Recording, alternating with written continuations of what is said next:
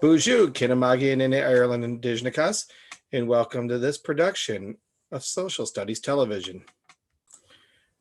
Today's episode, Chapter 3, Section 4, The Establishment of the Middle Colonies.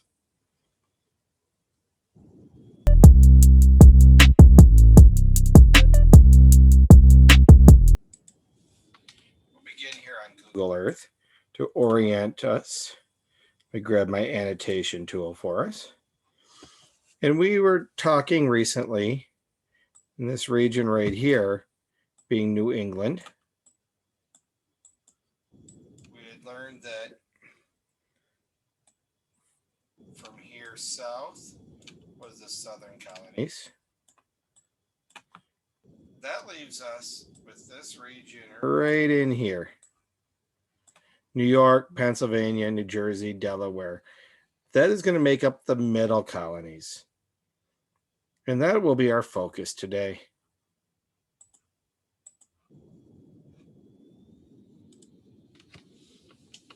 Our questions to guide inquiry include: why did different colonial regions develop, and how did regions impact life in the emerging nation?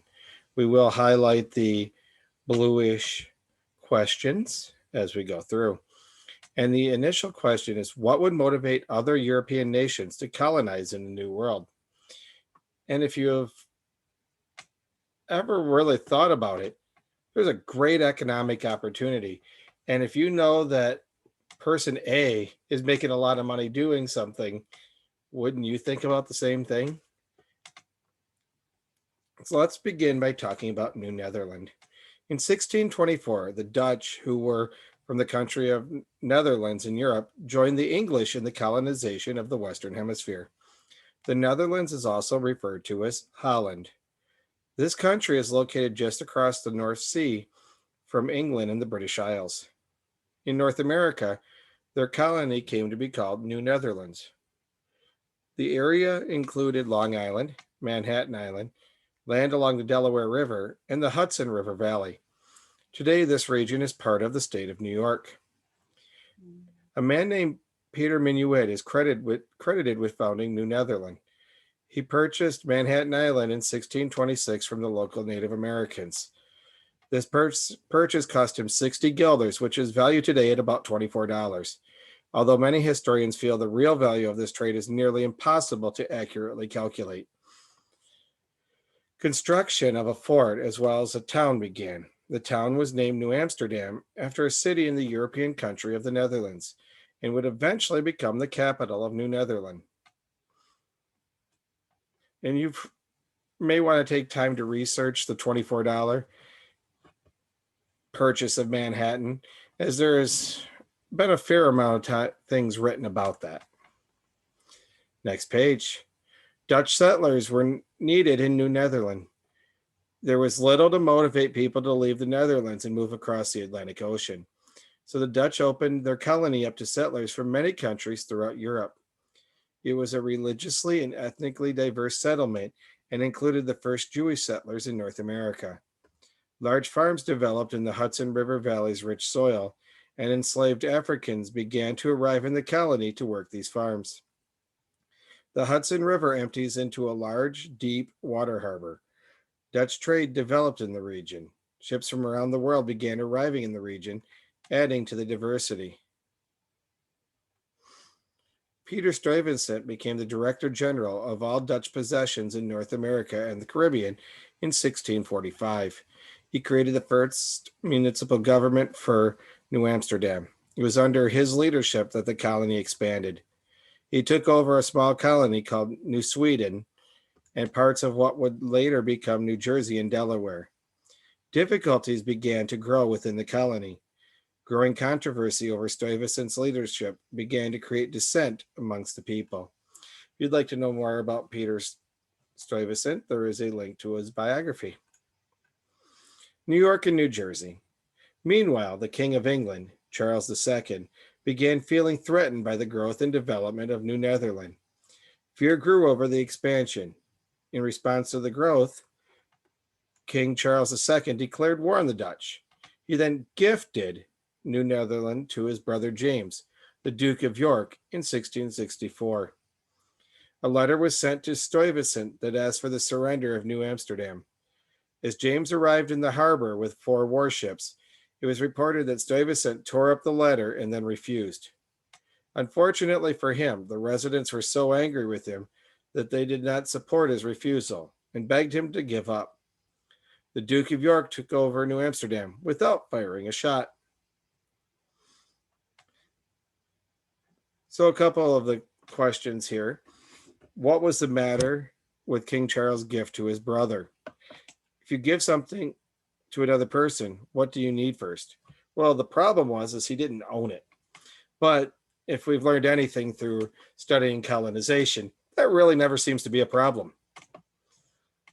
Next part, how did the controversy over Stuyvesant's leadership play into the surrender? They had decided that Stuyvesant's leadership was so poor, they were willing to basically change countries to avoid him. James renamed the settlement New York. He further gave 2 friends, Sir George Carteret and Lord Berkeley, a grant for a proprietary colony in an area between the Delaware River and the Hudson River Valley. They renamed it New Jersey after the island of Jersey in England and divided it into East and West. Religious freedom, land, and a representative government were offered to new settlers moving into the colony. East Jersey and West Jersey began to grow rapidly. By 1702, the colonies were reunited as a royal colony that was being governed by New York. By 1738, it had become its own independent colony. Next page, Pennsylvania. And it starts here with one of the boxes using Benjamin West painting, William Penn's treaty with the Indians above. You could choose to do an activity. What are 10 things you see in the painting? Use these observations and questions as you study the founding of Pennsylvania. And that's an option that you may choose, but are not required to. Pennsylvania. In 1681, the King of England granted a charter to a man named William Penn to pay off a debt. King Charles II owed a debt to Penn's father. Penn belonged to a religious group known as the Quakers. The Quakers, also known as the Society of Friends, were being persecuted in England and throughout the colonies for their beliefs. Penn began by paying the American Indians for the land that the king had granted him. This was seen as a step to prevent conflict with the locals, and it maintained these friendly relations for years. He developed an area he called Philadelphia, the city of brotherly love. These English Quakers moved into the southeastern counties, which became a very prosperous region. Farming and trade grew. Grains such as oats, wheat, and corn grew well in the Pennsylvania soil and helped feed the population. Within the next 50 years, the colony grew. Diverse groups from Europe arrived. The Germans began arriving after 1727. Many belonged to the religious group called the Mennonites, or Plain People. Dressing very simply, they became known as the Pennsylvania Dutch. One theory offered for this was that the word for German in their language is Deutsch.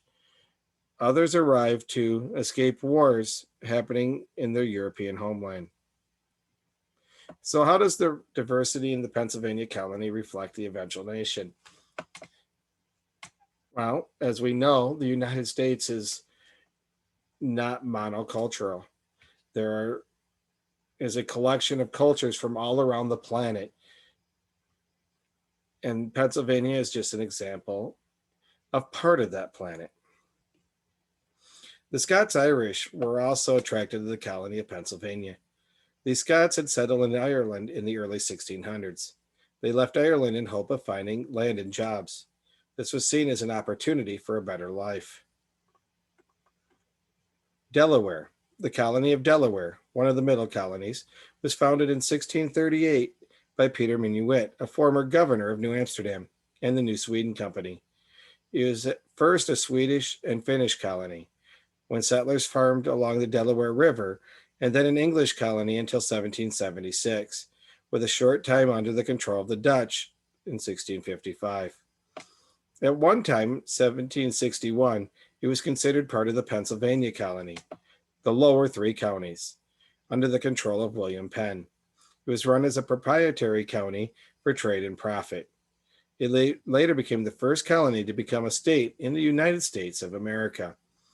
With its mild summers and winters, Delaware was a center of agriculture, trade, and profits.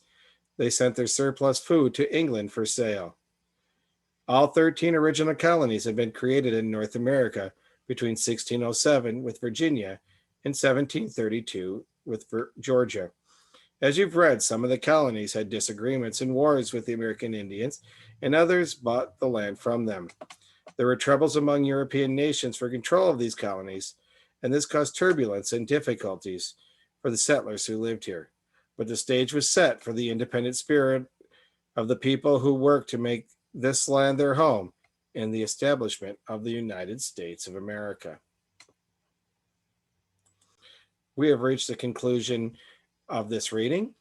Please return to the Google Classroom to complete the assignment. Mama P.